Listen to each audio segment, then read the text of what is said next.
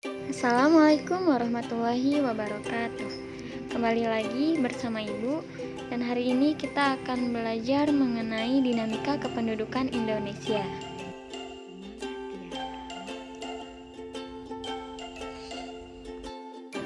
Indonesia adalah negara yang besar. Di samping memiliki potensi sumber daya alam yang melimpah, Indonesia juga memiliki sumber daya manusia yang sangat besar. Jumlah penduduk yang tinggal di Indonesia mencapai 270 jiwa. Jumlah penduduk tersebut merupakan hasil dinamika penduduk, di mana dinamika penduduk adalah perubahan jumlah penduduk pada suatu wilayah yang disebabkan oleh 3 faktor, yaitu kelahiran atau natalitas, kematian atau mortalitas, dan perpindahan atau migrasi.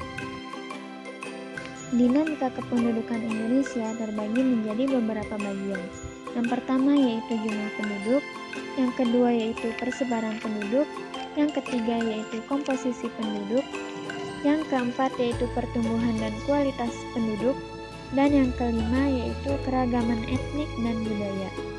Angka kelahiran dapat dikatakan rendah apabila kurang dari 30 per 1000 penduduk, dapat dikatakan sedang apabila antara 30-40 per 1000 penduduk, dan dapat dikatakan angka kelahiran tinggi apabila lebih dari 40 per 1000 penduduk. Dalam faktor penunjang kelahiran sendiri, yaitu seringkali anak menjadi harapan bagi orang tua sebagai pencari nafkah, anak merupakan penentu status sosial, serta anak merupakan penerus keturunan terutama anak laki-laki. Sedangkan faktor penghambat kelahiran yaitu adanya pelaksanaan program keluarga berencana atau KB, penundaan usia pernikahan dengan alasan menyelesaikan pendidikan, dan semakin banyak wanita karir. Adapun yang kedua yaitu kematian atau mortalitas. Terdapat beberapa tingkat kematian, yaitu tingkat kematian kasar dan tingkat kematian khusus. Tingkat kematian kasar adalah banyaknya orang yang meninggal pada suatu tahun per jumlah penduduk pertengahan tahun tersebut. Sedangkan tingkat kematian khusus dipengaruhi oleh beberapa faktor, antara lain umur, jenis kelamin, dan pekerjaan.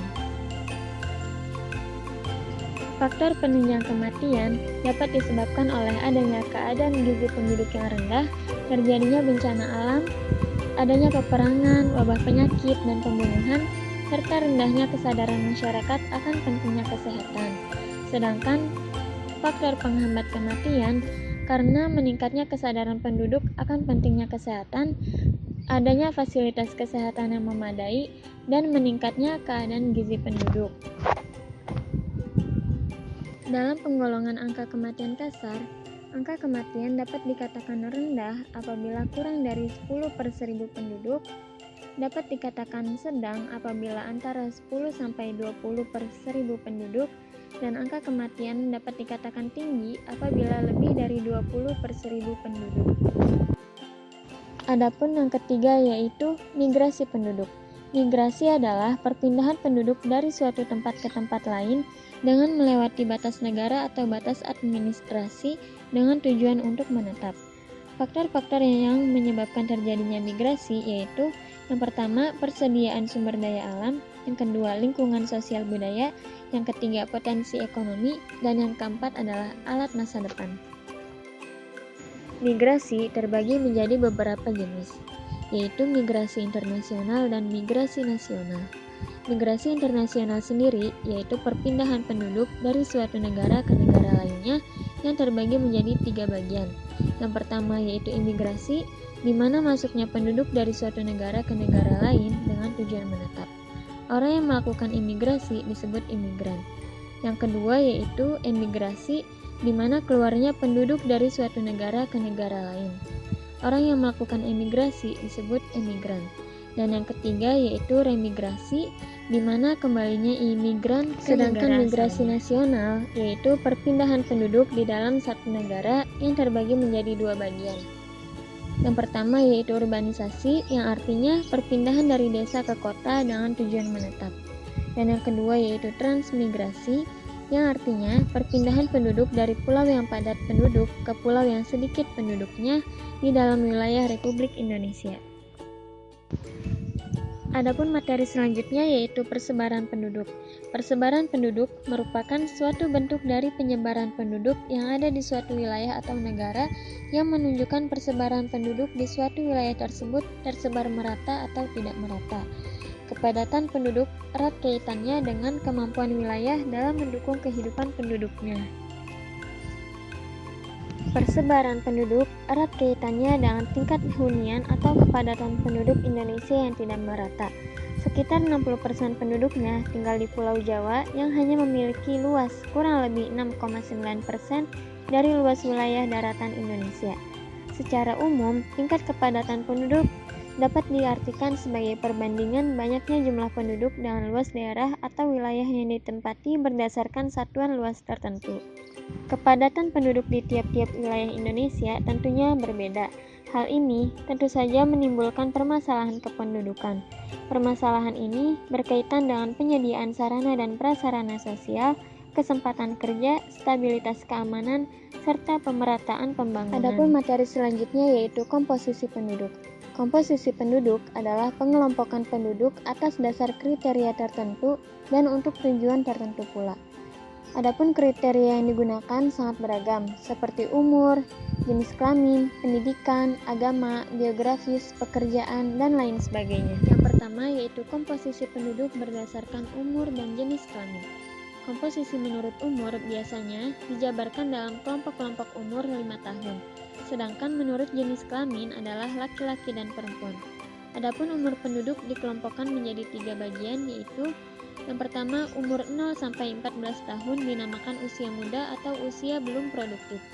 Dan yang kedua, umur 15-64 tahun dinamakan usia dewasa atau usia kerja atau usia produktif. Dan yang ketiga yaitu umur 65 tahun ke atas dinamakan usia tua atau usia tak produktif atau usia jompo. Dalam mengukur komposisi penduduk berdasarkan umur dan jenis kelamin, biasanya digambarkan melalui piramida penduduk, yaitu grafik balok komposisi penduduk berdasarkan jenis kelamin dan umur yang dibuat secara horizontal. Bentuk piramida penduduk dibedakan menjadi 3 tipe, yaitu yang pertama piramida penduduk muda. Piramida penduduk muda memiliki bentuk seperti bentuk limas atau kerucut. Piramida ini menggambarkan jumlah penduduk usia muda lebih besar dibanding usia dewasa. Hal ini menunjukkan banyaknya tingkat kelahiran. Jadi, penduduk sedang mengalami pertumbuhan. Yang kedua, yaitu piramida tetap. Bentuk piramida ini seperti granat. Piramida ini menggambarkan komposisi penduduk tetap, sebab tingkat kematiannya rendah dan kelahirannya juga tidak tinggi. Dan yang ketiga, yaitu piramida penduduk tua, yang dimana piramida ini memiliki bentuk seperti batu nisan. Piramida ini menggambarkan penurunan angka kelahiran sehingga jumlah penduduk muda lebih sedikit daripada penduduk dewasa. Selanjutnya yaitu komposisi penduduk berdasarkan pekerjaan. Komposisi penduduk berdasarkan pekerjaan didasarkan pada kegiatan ekonomi atau jenis usaha yang digeluti masyarakat. Penduduk dapat dikelompokkan berdasarkan pekerjaan yang dilakukan oleh setiap orang. Pekerjaan tersebut antara lain sebagai pegawai negeri sipil, TNI, Polri, buruh, pedagang, petani, pengusaha, dan sopir. Yang selanjutnya yaitu komposisi penduduk berdasarkan pendidikan. Komposisi penduduk berdasarkan pendidikan adalah susunan penduduk atau pengelompokan penduduk didasarkan pada jenjang pendidikan yang ditempuhnya. Jenjang pendidikan terdiri atas pendidikan dasar, pendidikan menengah, dan pendidikan tinggi. Dengan adanya tingkat pendidikan yang dicapai oleh penduduk di suatu negara akan memberikan gambaran tentang kualitas sumber daya manusia yang tinggal di negara tersebut. Jika dilihat dalam komposisi penduduk berdasarkan agama, pada sejumlah pulau besar di Indonesia, Jawa dan Bali memiliki sebagian besar penduduk yang beragama Islam. Agama lainnya yang dianut penduduk Jawa dan Bali adalah Kristen, Katolik, Hindu, Buddha, dan Konghucu. Adapun dengan Kalimantan, sebagian besar penduduk Kalimantan menganut agama Islam, walaupun tidak sebesar Pulau Sumatera dan Jawa. Pulau Kalimantan dapat dikatakan merupakan provinsi dengan persentase penduduk Islam yang terkecil. Berbeda dengan wilayah Papua yang sebagian besar penduduknya beragama Kristen. Sedangkan Sulawesi pemeluk agama Islam di Sulawesi mencapai 81% dari jumlah penduduknya. Adapun yang terakhir yaitu komposisi penduduk berdasarkan wilayah geografis desa dan kota. Secara geografis, penduduk dapat dibagi berdasarkan lokasi tempat tinggalnya. Tempat tinggal yang sering digunakan dalam komposisi ini adalah di desa dan di kota. Biasanya, sebagian besar penduduk negara-negara maju tinggal di perkotaan. Adapun negara-negara miskin dan berkembang seperti Indonesia, sebagian besar penduduknya tinggal di desa. Ciri-ciri masyarakat desa yang pertama yaitu kehidupan masyarakat masih bergantung pada alam. Yang kedua, masyarakat desa sebagian besar bekerja sebagai petani, nelayan, dan peternak. Yang ketiga, ukuran komunitasnya lebih kecil dibandingkan dengan masyarakat kota. Yang keempat, stratifikasi sosialnya dilihat dari kepemilikan tanah dan bangsawan. Dan yang kelima, mobilitas sosialnya relatif kecil karena masyarakat perdesaan sifatnya homogen. Sedangkan ciri-ciri masyarakat kota yang pertama yaitu kehidupan masyarakatnya tidak bergantung pada subur tidaknya keadaan alam. Yang kedua, di kota terdapat beraneka ragam pekerjaan sesuai dengan keahlian atau keterampilan penduduknya. Yang ketiga, ukuran komunitasnya sangat padat dan heterogen. Yang keempat, stratifikasi sosial di kota dilihat dari ukuran kekayaan, pendidikan, dan status sosial. Dan yang kelima, mobilitas sosialnya dinamis karena masyarakat heterogen. Adapun materi selanjutnya yaitu pertumbuhan dan kualitas penduduk. Kualitas penduduk atau mutu sumber daya manusia sangat berpengaruh terhadap tingkat kemajuan suatu negara. Hal ini berkaitan dengan kemampuan penduduk untuk mengolah dan memanfaatkan sumber daya alam yang dimiliki untuk meningkatkan kesejahteraan rakyat. Kualitas penduduk suatu negara dapat diketahui dari faktor-faktor yang mempengaruhinya, yaitu tingkat pendapatan penduduk, tingkat pendidikan, dan tingkat kesehatan. Pertumbuhan penduduk merupakan perubahan jumlah penduduk di suatu wilayah tertentu pada waktu tertentu dibandingkan waktu sebelumnya.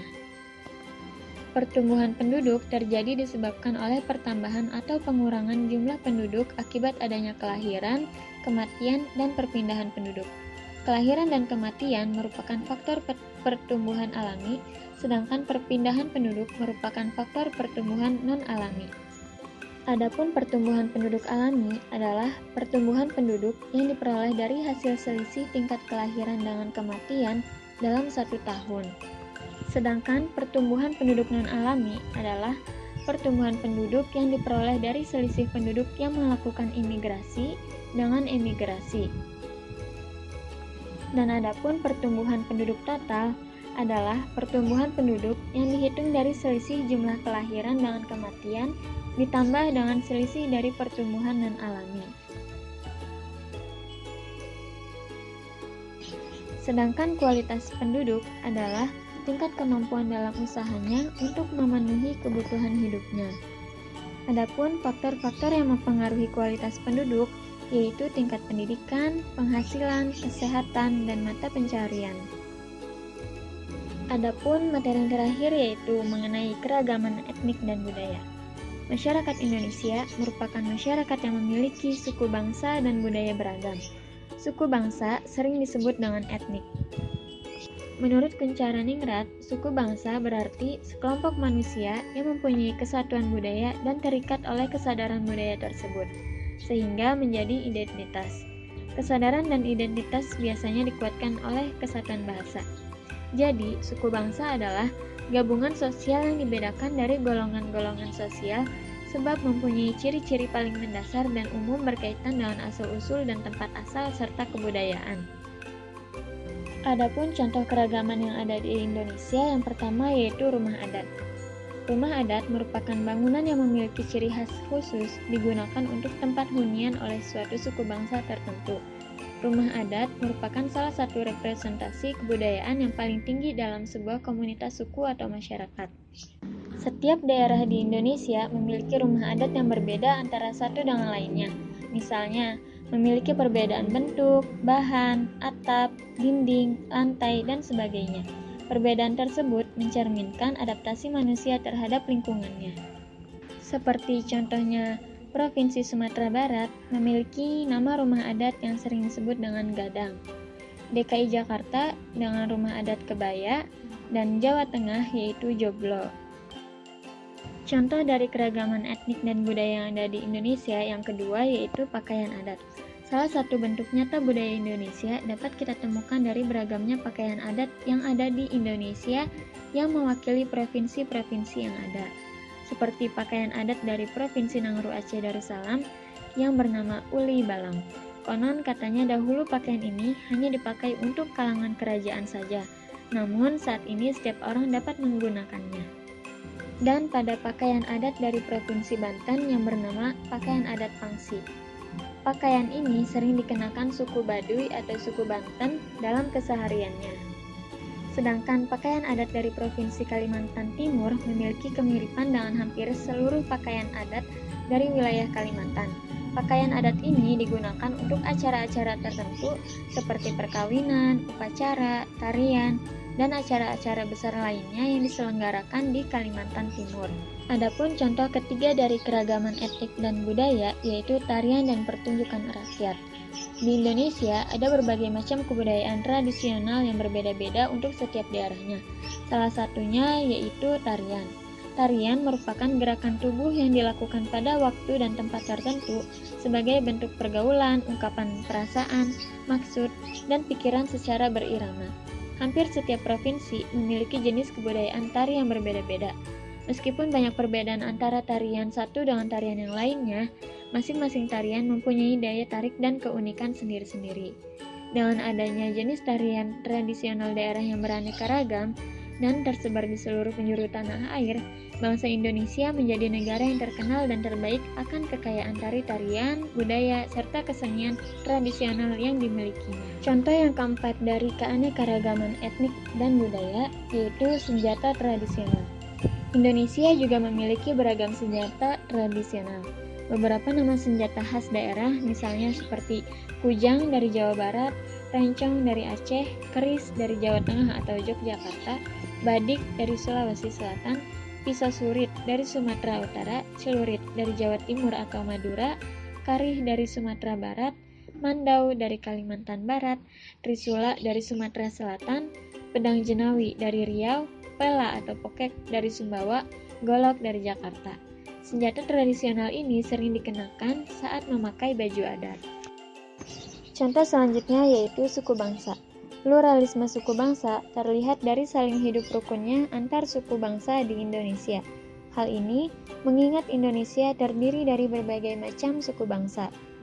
Contohnya seperti Provinsi Sumatera Barat yang bersuku bangsa Minangkabau, Provinsi Riau yang bersuku bangsa Melayu, Provinsi DKI Jakarta yang bersuku bangsa Betawi, dan Provinsi Jawa Timur yang bersuku bangsa Jawa, Madura, dan Tengger.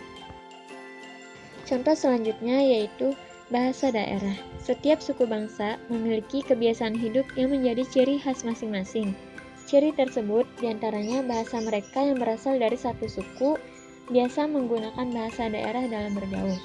Di Indonesia terdapat kurang lebih 660 bahasa daerah yang digunakan oleh penduduknya.